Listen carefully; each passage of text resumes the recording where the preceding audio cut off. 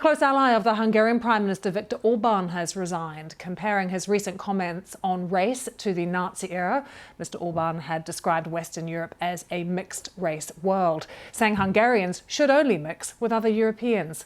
Live to Nick Thorpe now, who joins us from Budapest. Nick, good to see you. Viktor Orban often talks about race, but has he ever taken it this far? Not quite, no. He does seem to have gone further this time. He's often spoken in the past about Hungary as a culturally homogenous country, but not so much as an ethnically homogenous country. And what's, I think, sort of made this particular advisor to him, she's actually the Commissioner for Social Inclusion. She's of Jewish background herself. What made her explode and hand in her resignation is that really he went much further. He seemed to be suggesting that Hungary is somehow ethnically pure, or that at least ethnically, racially wise, that Hungarians should not mix with people from outside Europe. And clearly that's gone further than he has before, and it was just too much for this particular minister. So it's a blow to him that she's resigned, Nick, but what's Viktor Orban said since those comments? Does he in any way acknowledge that they're racist?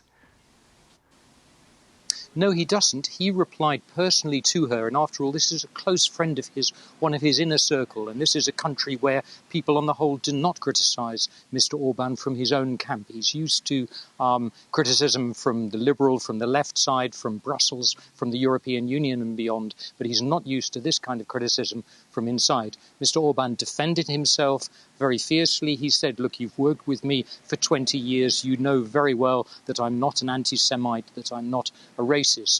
What's interestingly, though, is that she has since replied to his letter. And this is sort of adding fuel to the flames in a way, and adding to this debate in Hungary, because she has now become something of a media personality. She's getting a lot of airtime on media critical of the government. And she has said, look, this is the kind of speech which people didn't take into account in the 1930s when Hitler rose to power. This is the kind of speech which whips up feelings, whips up racism, even if the Prime Minister himself is not a racist in her view, and that can lead to genocide. Nick, good to see you. Thanks for joining us from Hungary.